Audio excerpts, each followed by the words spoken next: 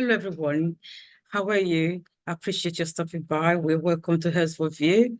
Today we have a video I want to share with you. If you have watched other of our video, we've talked about situations where people travel for cosmetic surgery to Turkey and they come back really, really hurt.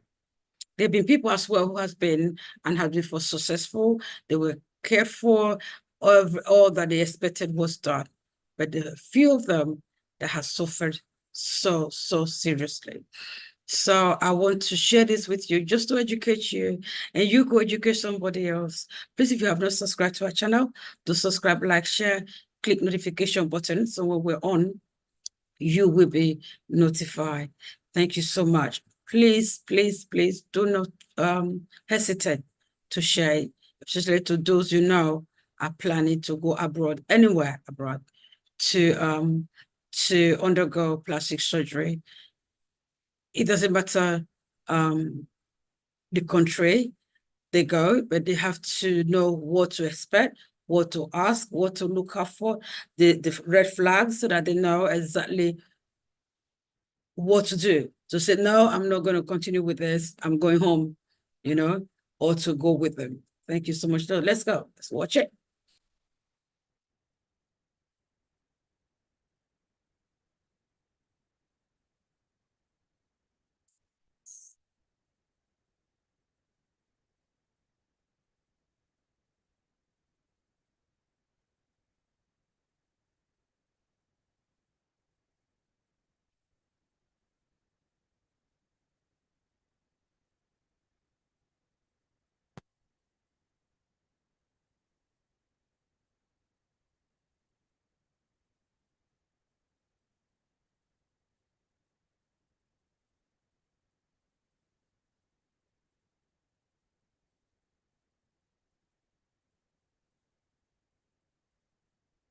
So sorry for that technical issue. So let's watch. Latest in our series on the dark side of cosmetic surgery and how a lack of aftercare can have a terrible and lasting impact. ITV News heard from two patients who travelled to Turkey for weight loss procedures and are still living with the consequences.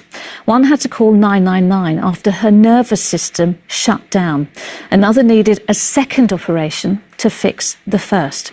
They told Geraint Vincent about their experiences and why post-operative care is vitally important, and a warning that Geraint's report contains images of patients' injuries you may find upsetting.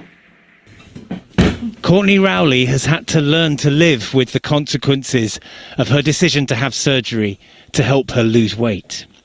Doctors in this country recommended the procedure, but because of the waiting times on the NHS, she travelled to Turkey to have it.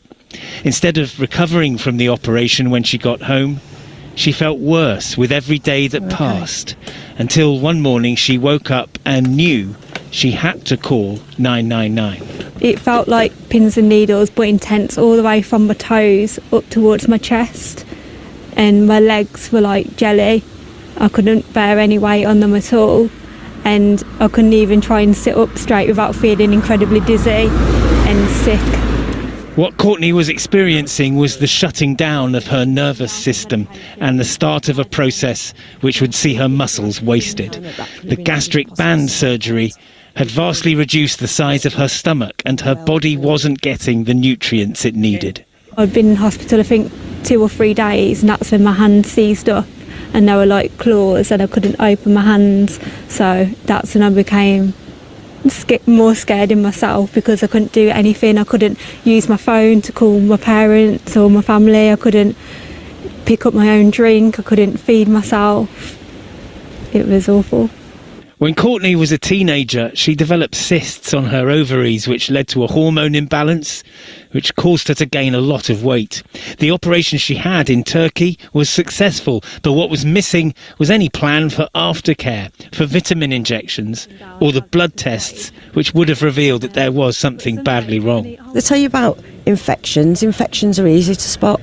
You've got a wound that might smell, it's an infection. You've got oozing and pus.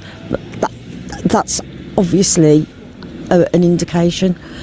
But the neurological damage caused and the neuropathy caused. We couldn't see that Until it was really too late. till it was too late. Going to countries like Turkey can seem like an attractive option for people like Courtney. Clinics have slick websites and social media endorsements, and the cost of the surgery can be a fraction of what it would be to have it done privately in the UK. But however well it is performed, an operation overseas can mean you miss out on a critical part of the process. Why is aftercare so important? It's the means to ensure that healing is going according to plan, to give the patient advice as needed if something unexpected arises, and if there is a complication happening, because all surgery can have complications, that you catch it early so you have a chance to treat it quickly. It's always been an issue to some extent. When you travel overseas and have a problem back home, there's always the issue of who looks after it. But over the last 5 years, the numbers have definitely increased. It's now at the level where almost every colleague I know in the UK in plastic surgery, also in breast surgery, has treated at least one, if not a series of patients who've returned from surgery overseas with complications. When I woke up, I felt in distress straight away. I was in severe pain. I was only crying. I was asking what's happening. My stomach felt like there was crushed rocks in my stomach, and it was very difficult for me to move. Christian Richards travelled to Turkey 3 years ago for surgery to remove fat from his stomach and chest. After he got back home, he was still in a lot of pain. His wounds were starting to get infected, so he got back in touch with the clinic. It was more like life and death, really, because I trusted them, and they were the only people I need to go to. They were very gaslighting me a lot. They were saying things will be okay, this is normal, you need to do this. I was doing everything they told me to, and I was explaining to them that the issues were caused because of the surgery, but they just say it's normal for this to happen. And I felt like I couldn't turn to no one. I had no help. Christian eventually found another surgeon in Turkey who repaired the damage done to his body. I suffered a lot, you know, financially, mentally, physically, flights, hotel, numerous surgeries I had. Probably close to 20 grand. They sold me a dream. And when it came to it, it weren't nothing like that. There was problems after problems. There was no support. There was just see you later. That was it. What my consultants have said, you know, that I shouldn't blame myself, but I do, because I feel like if I'd not had the surgery done, yeah, well, I'd still be a bigger girl and maybe I'd have bigger health issues in the future due to my weight and things, but, you know, I wouldn't be in this position that I'm in now.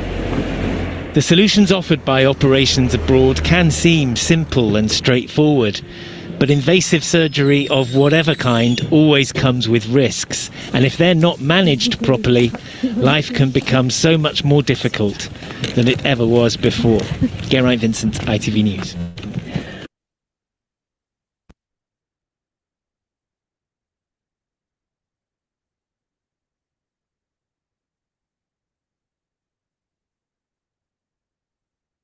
Oh, wow. It's so sad. The experiences are so sad. So please be careful where you go. Be careful and find out from them what are their aftercare, procedures.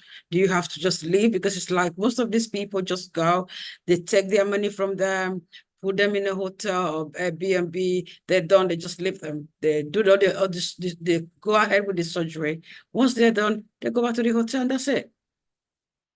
And that is so risky. They've got their money. So for some of them, it's just about the money. Like the guy said, they say, oh, don't worry, it's like that. Nothing like, oh, go to your doctor, go to where you are in your country, please go to your hospital, go for emergency, go check what is going on. Nothing like that. And that should be the least they could do for this person, advising them to go to the nearest hospital and check what is going on with them. Because they're in their country, they're not going to pay for that bill. So they could just give them the right advice. Say, oh, well, don't worry, it's always like that. Everything will be okay. And it was getting worse. Listen, that brother is bold to go back to Turkey for another surgery, he is bold. I commend him for that. I won't be going back to the same country. Just stay there in the UK and get it done. So please be careful, because some of these people, once they get the money, this goodbye to their patient. They don't care what happened to the person. They're not moved because they're not there for the people. They're there for the money.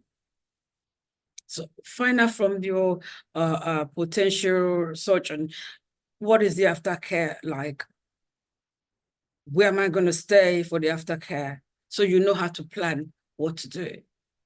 And if you get back to your country and realize you don't feel okay, don't wait. Don't even call them, because they're not going to be able to help you. Just go straight to your nearest hospital. Call an ambulance, whatever you need to do it. Don't bother calling them, because they're gone. They're gone. You can't even, you wouldn't even think of going back to them again if they ask you to come back, because you don't know what they've done wrong inside of you. So just call the nearest, or go to the nearest hospital or call an ambulance and go to the doctors. They might be able to fix what is wrong. Please do share this video with your friends and family. And also click notification button, so that when we're on, you will be notified. Thank you so much for watching, and I'll see you next time. Always remember, your life is more important than the artwork we see every day. God bless. Bye-bye.